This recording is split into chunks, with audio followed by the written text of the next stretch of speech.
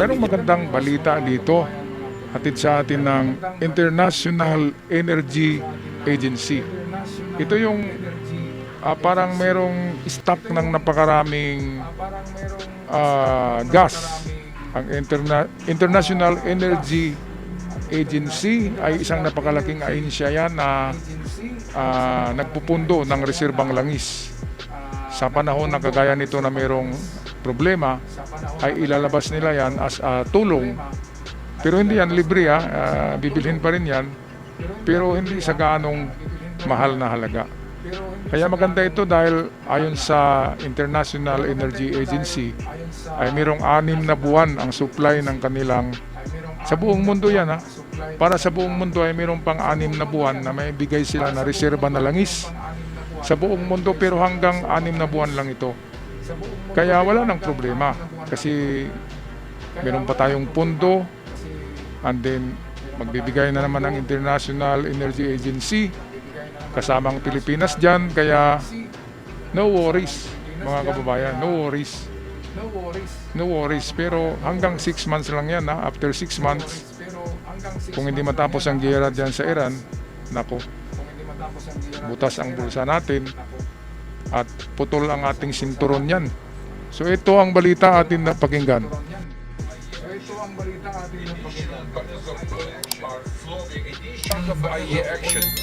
Additional barrels of oil are flowing to the market in Asia. And on top of those barrels being released right now, more and more are coming from IEA Ayan, so emergency oil reserves, products, crude oil, more and and more oil flowing products. down galing sa International Energy Agency. Magandang balita to. Akala ko walang mga ganitong reserba, no? Meron pala eh. Kaya itong maganda. Meron palang nagtatago ng reserbang langis eh. Kaya maraming salamat sa IEA, International Energy Agency, para sa napakalaking tulong sa buong mundo ito, mga kababayan. Ang supply na yan, pamimigay nila sa buong mundo. Hindi talaga yan libre, babayaran din yan. Okay, so balik tayo sa magandang balita courtesy ng UNTV.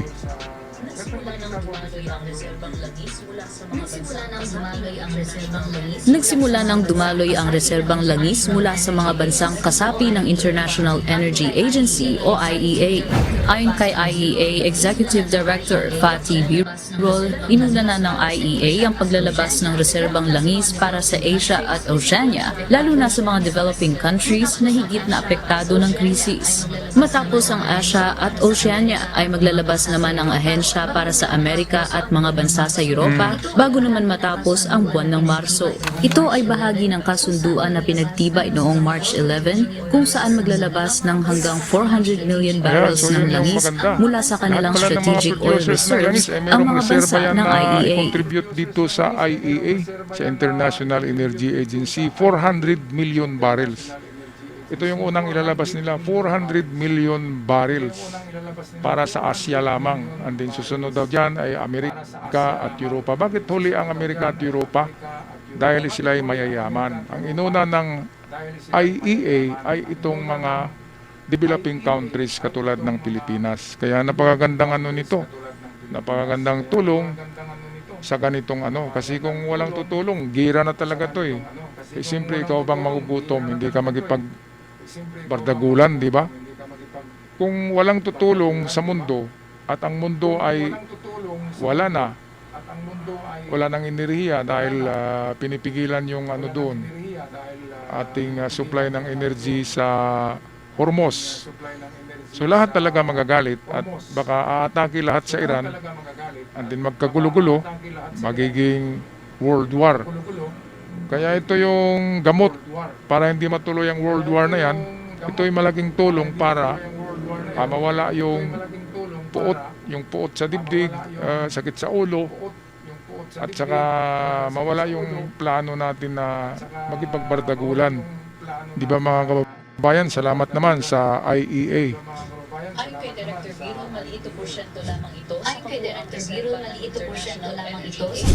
Ayon kay Director Birol, maliit na porsyento lamang ito sa kabuuang reserba ng International Energy Agency at kung sakaling kailangan pang maglabas uli, ay may malaki pa silang reserba na natitira. Oh, ganda. Despite this huge release, we still have a lot of stocks left. This current stock release, once it is completed, will reduce the emergency stocks in IEA countries only by around 20%, which means we can do more later as and if needed. Sa target na 400 million barrels, nakaipon na ang IEA ng nasa 271 million na bariles mula sa government stocks, bukod pa rito ang mula sa obligatory industry stocks at ibang mapagkukunan. Ganun pa man, sinabi ng opisyal na bagaman makababawa sa pasanin ng Ayan, mga so pamahalaan panandalian, ang inilabas na temporary reserba lamang ng ito. IEA, At dinig ko ito dyan, aniya hanggang ay 6 na panandalian buwan lang lamang. ang kayang isupply ng International Energy Agency na yan. Yan pala yung mga surplus ng iba't ibang bansa na mayroong oil reserve.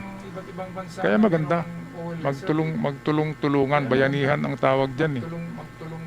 At hindi na matuloy yung ano, di ba?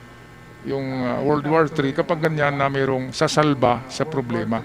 Alright, anong masasabi niyo dito? Good news, International Energy Agency tutulong para pag-supply 6 na buwan na supply ng gasolina at related oil products. Hatid sa atin ng pinagsanib na puwersa ng mga bansang mayayaman na mayroong reserba ng oil.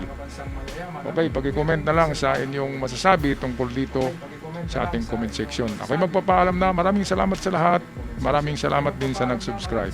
Sa aking avid followers, maraming salamat. Hanggang sa muli. Paalam.